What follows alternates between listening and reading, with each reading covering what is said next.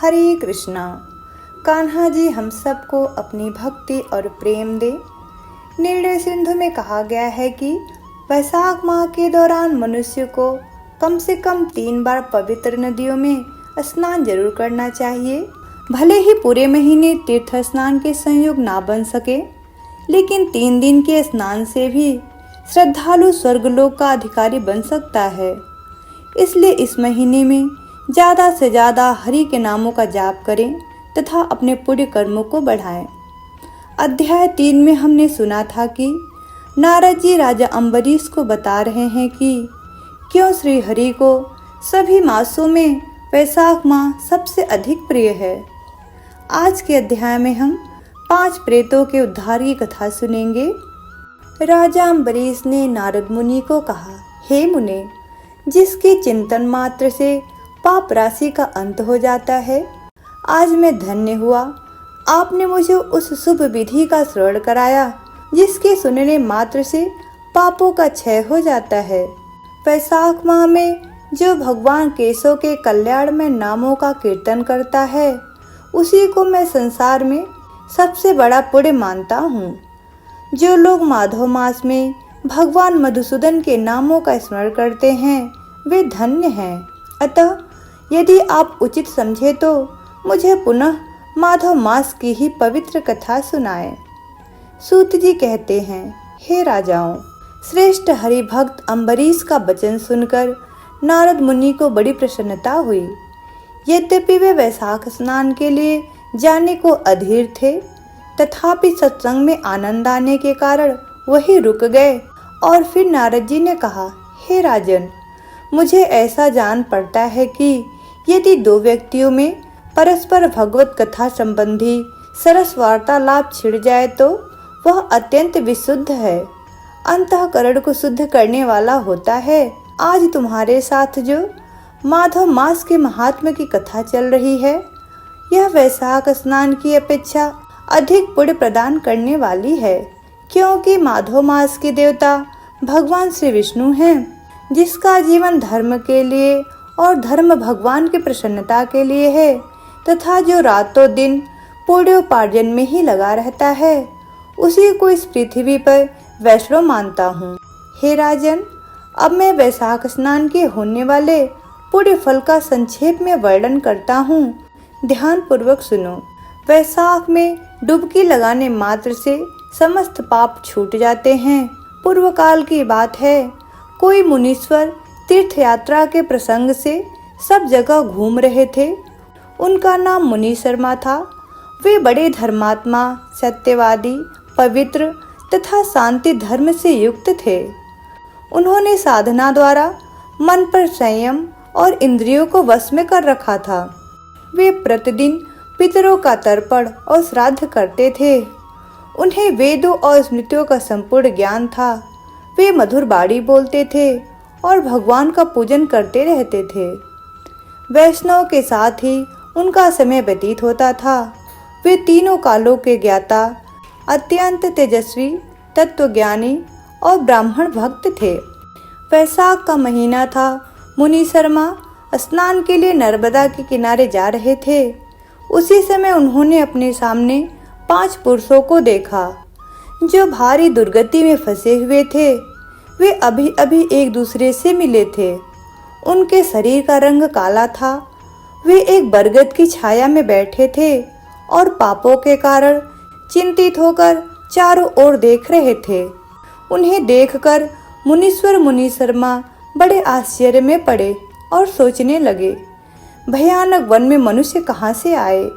मुनि शर्मा सोचने लगे, इनकी हालत बड़ी दयनीय है, पर इनका आकार बड़ा भयंकर है। मुनि शर्मा जो ही इस प्रकार का विचार करने लगे, उसी समय 5 पुरुष उनके पास आए और हाथ जोड़कर मुनि शर्मा से बोले, हे विप्रवर, आप हमें कल्याणमय पुरुषोत्तम जान पड़ते हैं। हम दुखी जीव हैं, अपना दुख विचार कर आपको बताना चाहते हैं। हे मुनि, आप कृपा करके हमारी कथा सुने, क्योंकि साधु पुरुष अपनी दृष्टि मात्र से पीड़ितों की पीड़ाएं हर लेते हैं। इतना कहकर उनमें से एक ने सबका परिचय देना प्रारंभ किया। मैं पांचाल देश का क्षत्रिय हूँ। मेरा नाम नरवाहन है। मैंने मार्ग में मोहवश बाण द्वारा एक ब्राह्मण की हत्या कर डाली। मुझसे ब्रह्म हत्या का पाप हो गया, इसलिए शिखा, सूत्र और तिलक से रहित होकर इस पृथ्वी पर घूमता हूँ और सबसे कहता फिरता हूँ, मैं ब्रह्म हत्यारा हूँ। मुझ महापापी ब्रह्मघाती को आप कृपा की दीक्षा दें। इस दशा में पड़े पड़े मुझे 1 वर्ष बीत गया। मैं पाप से जल रहा हूँ। मेरा चित्त शोक से व्याकुल है। तथा ये जो सामने दिखाई देते हैं, इनका नाम चंद्र शर्मा है। ये जाति के ब्राह्मण हैं और मगध देश के निवासी हैं। इन्होंने मोह से मलिन होकर गुरु का वध कर दिया। इनके स्वजनों ने इनका परित्याग कर दिया है। ये भी घूमते घूमते देवयोग से यहाँ आ पहुँचे हैं। इनके भी न शिखा है न सूत्र है। ब्राह्मण का कोई भी चिन्ह इनके शरीर पे नहीं रह गया है। इनके सिवा जो ये तीसरे व्यक्ति हैं, इनका नाम देव शर्मा है। हे मुनि, ये भी बड़े कष्ट में हैं। ये भी जाति के ब्राह्मण हैं, किंतु मोहवश वेश्या की आसक्ति में फंसकर शराबी हो गए थे। इन्होंने भी पूछने पर अपना सारा हाल सच सच कह सुनाया है। अपने प्रथम पापाचार को याद करके इनके हृदय में बड़ा दुख क्लेश होता है। ये सदा अपने मन के दुख से पीड़ित रहते हैं। इनको इनकी स्त्री ने, बंधु बांधुओं ने तथा गांव के सब लोगों ने वहां से निकाल दिया है। ये अपने उसी पाप के साथ भ्रमण करते हुए यहाँ आए हैं। ये चौथे महाशय जाति के वैश्य हैं। इनका नाम विदुर है। ये गुरु पत्नी के साथ समागम करने वाले हैं। इनकी माता मिथिला में जाकर वेश्या हो गई थी। इन्होंने मोहवश 3 महीनों तक उसी का उपभोग कर लिया, परंतु जब असली बात का पता लगा तो बहुत दुखी होकर पृथ्वी पर विचरते हुए ये भी यहाँ आ पहुँचे। हम में से जो 5वें दिखाई दे रहे हैं, ये भी वैसे ही हैं। इनका नाम नंद है। ये पापियों का संग करने वाले महापापी हैं।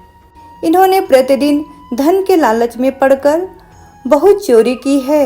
इनके अपराधों से दुखी होकर इन्हें स्वजनों ने त्याग दिया है तथा ये स्वयं भी खिन्न होकर देव योग से यहाँ आ पहुँचे हैं। इस प्रकार हम 5 महापापी एक स्थान पर जुट गए हैं। हम सब के सब दुख से घिरे हुए हैं।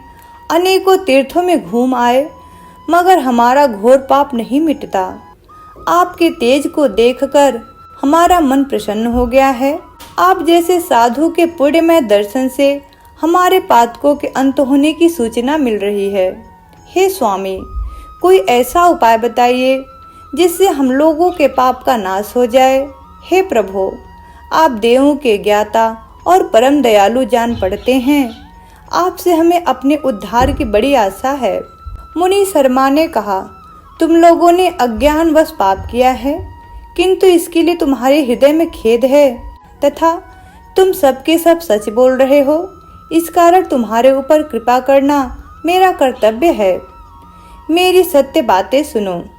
पूर्व काल में एक समय जब मुनियों का समूह एक जगह एकत्रित हुआ था, उस समय मैंने महर्षि अंगिरा के मुख से जो कुछ सुना था वही वेद शास्त्रों में भी देखा। वह सबके लिए विश्वास करने योग्य है। मेरी आराधना से संतुष्ट हुए स्वयं भगवान विष्णु ने भी पहले ऐसी ही बात बताई थी। वह इस प्रकार है, भोजन से बढ़ के दूसरा कोई तृप्ति का साधन नहीं है। पिता से बढ़कर कोई गुरु नहीं है।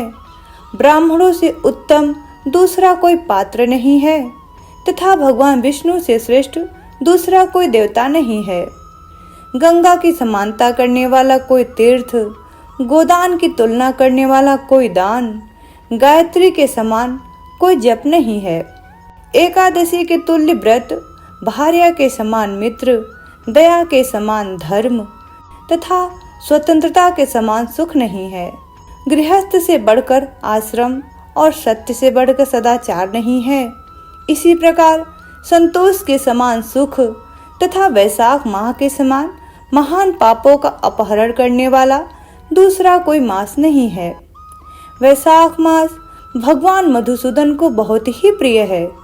गंगा आदि तीर्थों में तो वैशाख स्नान का सुयोग अत्यंत दुर्लभ है। उस समय गंगा, यमुना तथा नर्मदा की प्राप्ति कठिन है। जो शुद्ध हृदय वाला मनुष्य भगवान के भजन में तत्पर होकर पूरे वैशाख मास में प्रातःकाल गंगा स्नान करता है, वह सब पापों से मुक्त होकर परम गति को प्राप्त होता है। इसलिए पुण्य के सारभूत इस वैशाख माह में तुम सभी पातकी मेरे साथ नर्मदा तट पर चलो और उसमें गोते लगाओ। नर्मदा के जल का मुनि लोग भी सेवन करते हैं। वह समस्त पापों के भय का नाश करने वाला है। मुनि के इस प्रकार कहने पर वे सब पापी उनके साथ पुण्य प्रदान करने वाली नर्मदा नदी की प्रशंसा करते हुए उसके तट पर गए। किनारे पहुंचकर ब्राह्मण श्रेष्ठ मुनि शर्मा का चित्त प्रसन्न हो गया। उन्होंने वेदोक्त विधि के अनुसार नर्मदा के जल में प्रातःकाल स्नान किया। पांचों पापियों ने भी मुनि शर्मा के कहने पे जो ही नर्मदा में डुबकी लगाई, त्यों ही उनका शरीर का रंग बदल गया। वे तत्काल सुवर्ण के समान कांतिमान हो गए। फिर मुनि शर्मा ने उन्हें पाप प्रश्नम नामक स्रोत सुनाया। वैशाख माह महत्यम अध्याय 4 समाप्तम। आगे की कथा हम कल सुनेंगे। कथा पसंद आई हो तो please like and subscribe. Hare Krishna.